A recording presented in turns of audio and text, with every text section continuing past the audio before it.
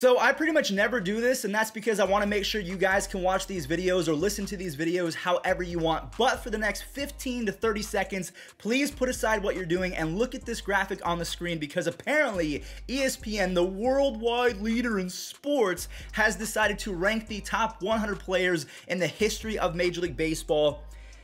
And Albert Pujols is number 30.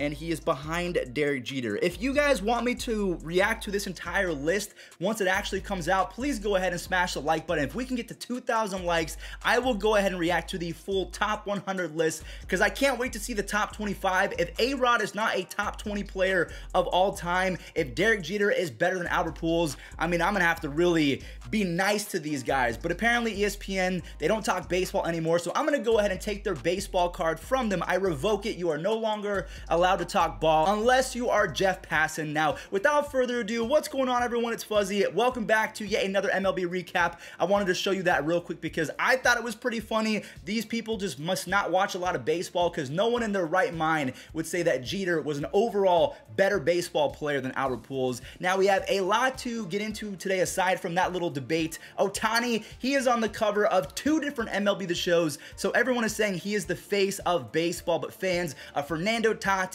Mike Trout, and other players, they're saying, hey, not so fast. Ohtani is not their #1 guy as of yet. But before we dig into that debate, I have to talk about the recent lockout update, and that is that there is no update aside from Jeff Passan coming out on Twitter and saying that very little progress was made in their meeting that was yesterday, February 1st, Tuesday. He stated that spring training might now officially be in grave danger of getting pushed back, where we might even be in jeopardy of losing regular season games. There's a site out there that is projecting the Tigers to finish the season with 76 games, which right now is a good projection considering we might lose games and the season could end up being 100 to 120 games at the most. I really hope that doesn't happen, but players are starting to get angry, as well as voicing their opinions along with the fans of Major League Baseball. Marcus Stroman, who just signed with the Chicago Cubs on a fat contract, he feels bad for the fans. Not only does he feel bad for us, and it has been tough for creators, and I'm pretty sure that MLB Network producers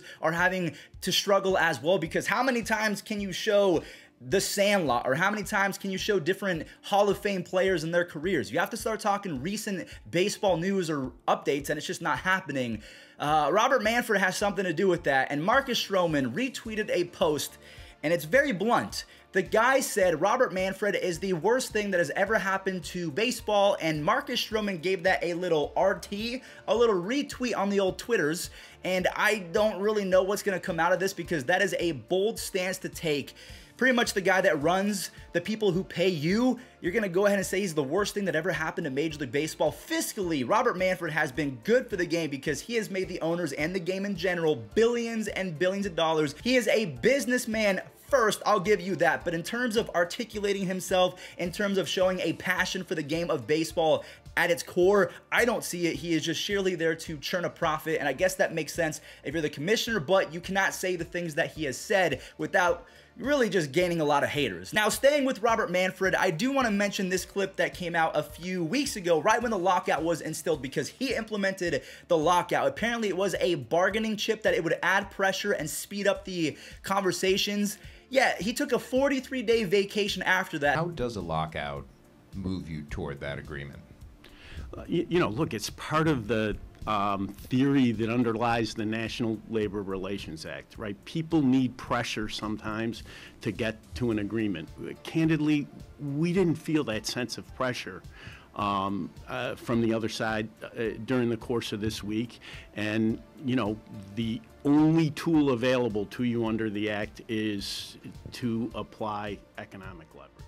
So at this point, I'm going to go ahead and turn the conversation over to every single person watching this video right now. I want to see the comments flooded with your opinion on whether or not we are going to lose spring training games, because spring training, I think, is in 13 days at the time of this recording, February 2nd. We might lose regular season games if they don't get it done by March. So that is definitely a possibility, and I want to see all of your perspectives in the comment section down below, because even though it's a minority, there are some people who are actually on the sides of the the owners, and I want to see your opinion because I like to get the full scope of things. I like everything to come full circle. I want to hear the player side, the owner side, and everything in between in terms of fans. Let's go ahead and debate a little bit more, shall we? Shohei Ohtani right now has been considered the face of Major League Baseball, and that's because he's the MVP. He can throw 101. Miles Straw, who is one of the faster players in baseball, said that Ohtani is the fastest human he's ever seen. He can hit a ball 500 feet. He does everything at an elite level. And now that he's on the cover of MLB The Show, everyone is saying that he is the #1 face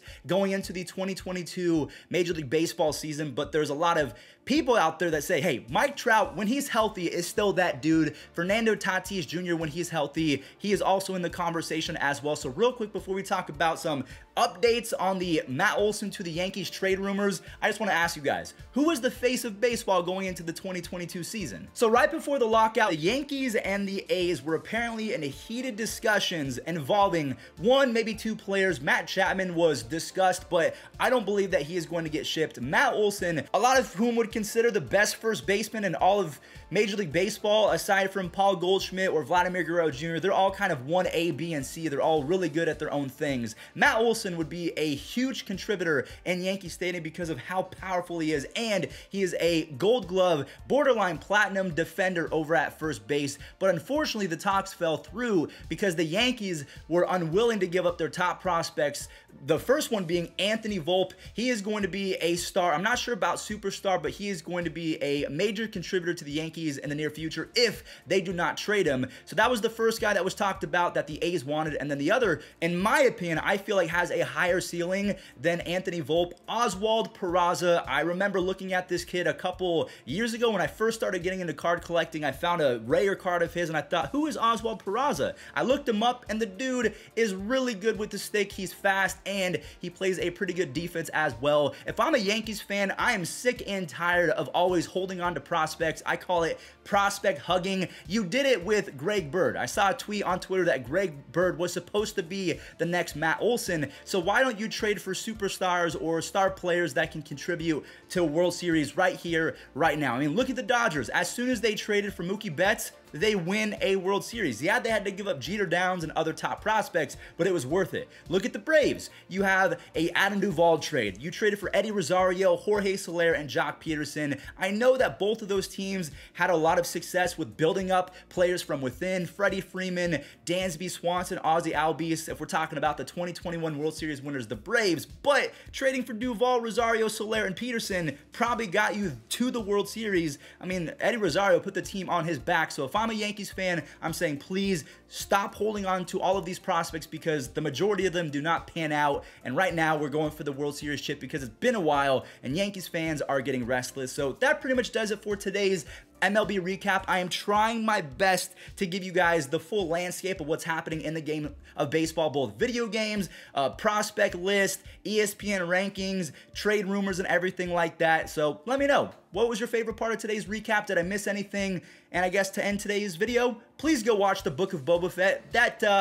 Oh, that's not Boba Fett. Boba Fett's over here, but you can't see him. He's actually right here. He's actually right here. Anyways, thank you guys for watching. I really appreciate it. Stay safe out there, and I'll catch you on the next one.